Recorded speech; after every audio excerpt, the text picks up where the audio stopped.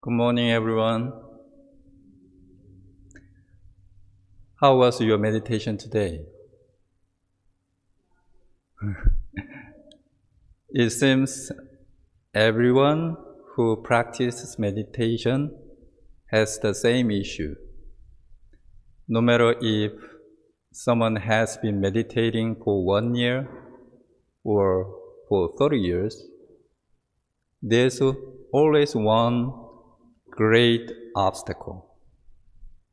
What do you think the obstacle is? Thought. Thought is the one thing that makes meditation what it is. In fact, it is not that thoughts exist that impedes our meditation. It is that we do not understand our thoughts properly and have a weakness of being aware of our thoughts. This is the biggest obstacle of meditation practice. Today, I would like to talk about what thought is and how to become more aware of our thoughts. I'm going to introduce you to a simple method of how to deal with your thoughts. Once you understand this, your thoughts will no longer be an obstacle to your meditation. First of all, we must understand what thought is. Let me tell you a story. One day, two monks were arguing about a flag flapping in the wind. One monk said, "It is the wind that is moving." The other monk said, "No, it is the flag that is moving." They argued back and forth, but could not reach an understanding. A Zen master, Huineng, happened to be passing by and told them, "It is not the wind that moves. It is not the flag that is moved. It is only your mind that moves." The two monks were totally astonished. What did it mean? What is the point? Everything is created by the mind alone. No matter what it is that we think, we create those thoughts and live with them. Our entire life experience is a creating of the mind. We view the world through our thoughts.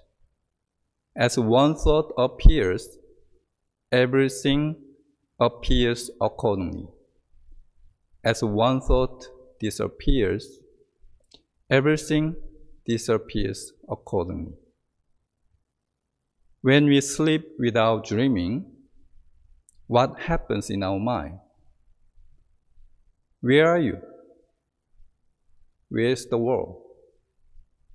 When we do not have one single thought before a thought arises, what is the state of our mind? Let us think of someone in our family. Let us imagine their face. We now have the image of his or her face in our mind, but where was that person before we thought about them? You may say he or she is at home. However, that is also your thought. You think that he or she is at home, right? In Buddhism, everything is karma. Every moment, we create our own karma with our thoughts. At the same time, we face our own karma that we created before. Our life is the process of repeating these works, creating the karma and facing the karma. When it comes to our thoughts, there are two kinds of thought. One is the thought that we create, and the other is the thought that just comes up in our mind. For example, when we make up our mind to do something, this is the thought that we create. Let's say, if you think, I'm going to drink a cup of water, then this is the thought you create.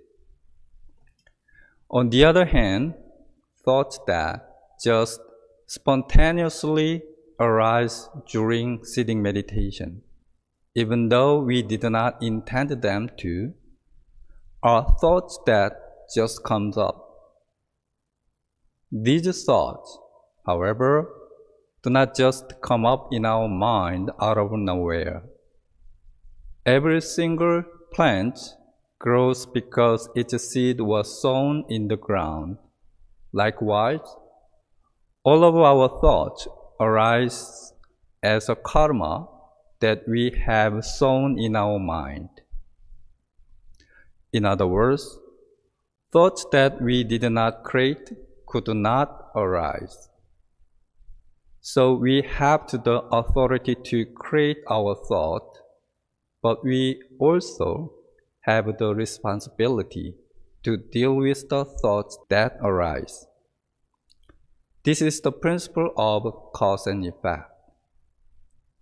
The second quality of thoughts that we need to be aware of is that thoughts are impermanent. Our thoughts are fleeting. They constantly come and go in our mind. There's no fixed entity. It is like a cloud that appear and disappear in the sky. When a thought arises in our mind, if we just let it go, the thought disappears by itself. However, once we get involved with thought, it creates another thought, one after the other. It is very important that we understand this aspect of a thought, because it is very helpful for our life and to our practice. It is natural that thoughts arise according to the principle of cause and effect.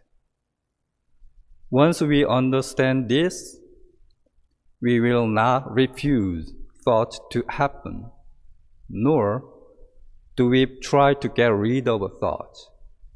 Instead, we will just accept them as they are, so we can finally move past the obstacle of our thoughts. Next, we must strengthen the power of being aware of our thoughts. When I open the front door of minister's residence in the evening, the light turns on automatically. But before I opened the door, the light was off. Why? Because it is a motion sensor light. Motion sensor always detects whether I am there or not. Likewise, our mind not only can be aware of no thought before thinking arises, but also it can be aware of both the thoughts that come up and the thoughts we create. This is what we need to grow strength of mind by being continually aware. If you fail to be aware of our thoughts, then we will be controlled by our thoughts, and we will be delusional.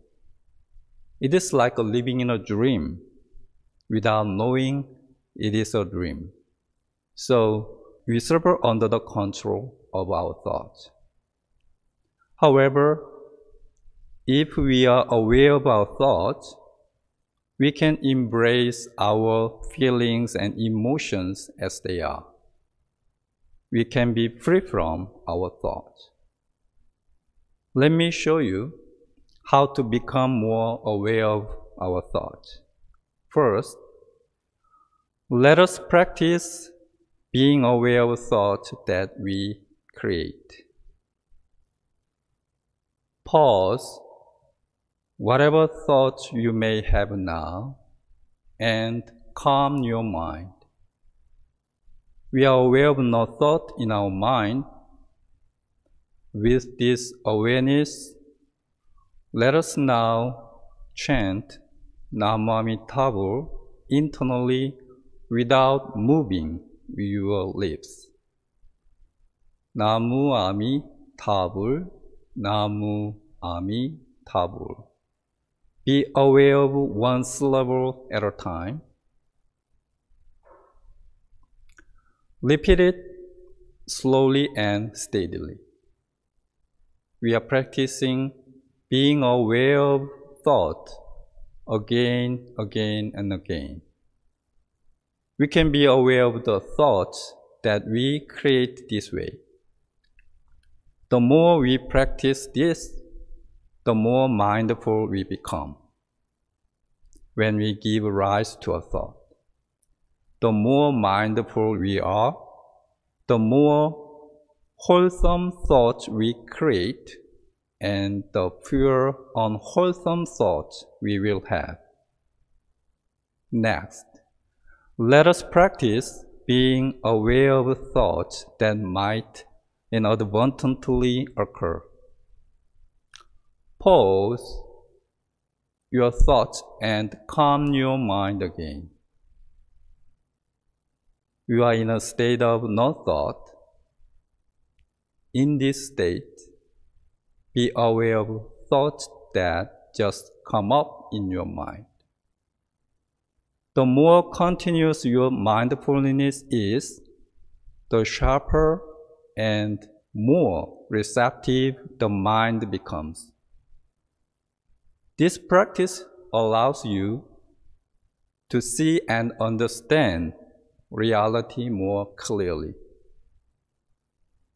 The most important thing is to be aware both when we have a thought and when we do not have a thought.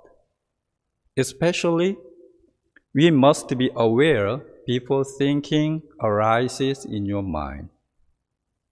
This is why it is too late if you notice long after your thoughts occurred. This practice requires a very sincere effort. If we do this practice well, we can be free from the thoughts. We can be free from suffering.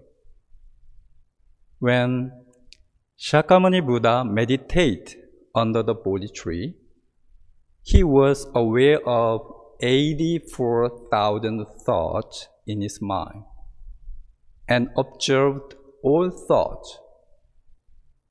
He saw ever more deeply and clearly into the cycle of suffering, and he awakened finally. Buddha means an awakened person. Awakening means to awake from dreaming. The way of wisdom and awareness is the path to be free from suffering and to free ourselves from conditioned reactions. Every moment of awareness is the light that illuminates the darkness of our mind, brightening it with the power of wisdom and awareness. As we practice being aware of self-created thinking and accidental thought, the power of awareness becomes stronger. We will become free of attachment to our thought and our ego. We are thinking beings. We think when we are awake, and we dream when we sleep.